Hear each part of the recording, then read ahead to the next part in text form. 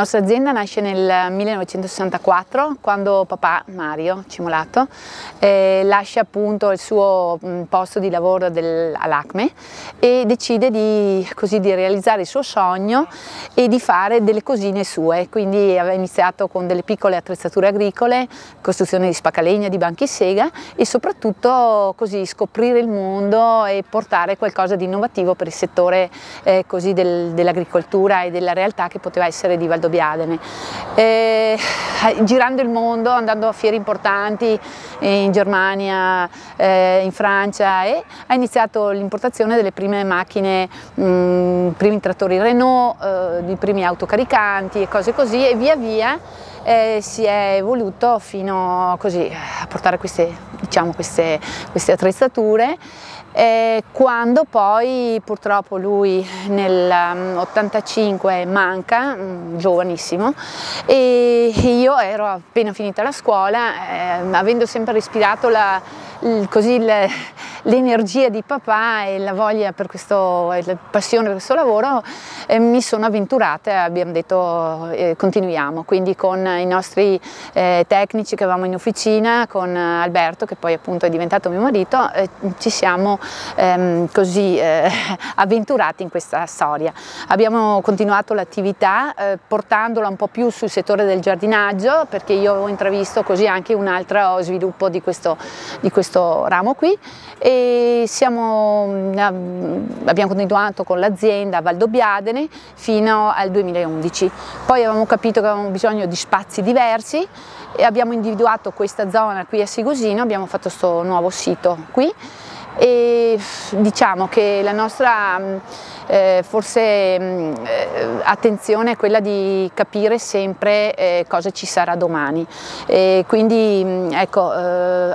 abbiamo sempre cercato di affiancare marchi nella loro integrità, nella loro serietà, marchi che possano essere una garanzia per i clienti.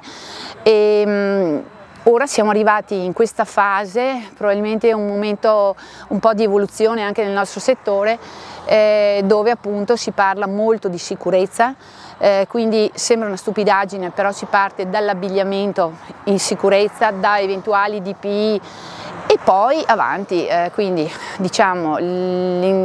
l'avvento del tutto il sistema batteria per quanto riguarda il settore dei giardinieri, anche piccole cose boschive, e soprattutto anche per il lavoro del privato, manutenzione delle case, dei giardini di casa, e poi via via fino a parchi e cose anche più importanti. Poi altro settore che c'è un po' da scommettere è per il recupero di tutte quelle aree verdi un po' più, diciamo così, impegnative, quindi sfalci sul ripido, ripulizia di sottoboschi, tutto con macchine a comando remoto. Ora c'è veramente una bella gamma, da macchinine più piccoline, anche diciamo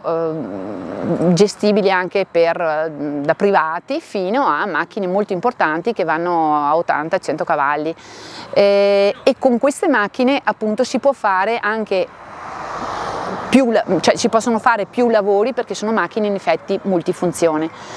Poi va bene, di tutto e di più, nel senso che ci sarebbero tanti argomenti da trattare, però adesso insomma questo è il messaggio che porto, è quello di andare sempre avanti e cercare di rispondere alle domande sempre nuove che si fanno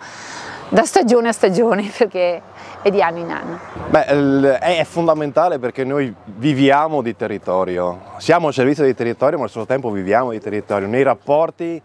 e nel ritorno anche di informazioni, di consigli, di indirizzi da parte delle ditte, da parte delle imprese dei diversi settori.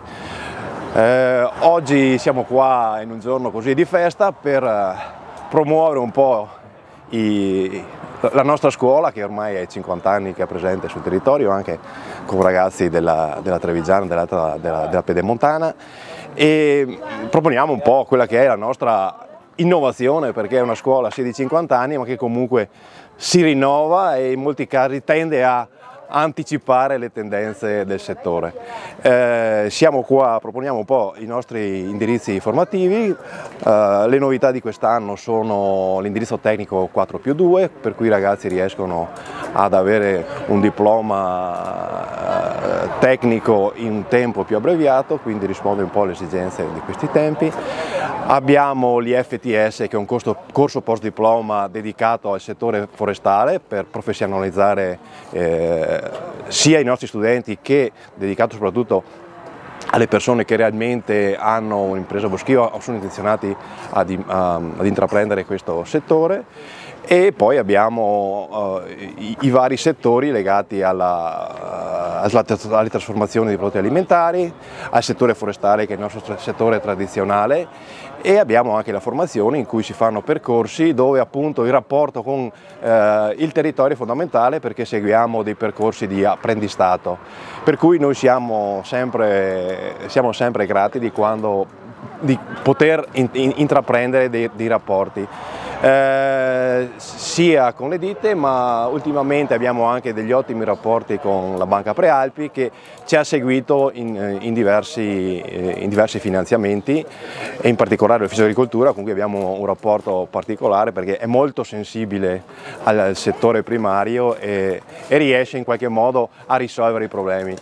come ad esempio abbiamo potuto acquistare con il loro contributo un vericello forestale che adesso abbiamo in uso per la didattica, e abbiamo ancora in mente altre iniziative che nei prossimi mesi, nei prossimi anni riusciremo a mettere in pratica.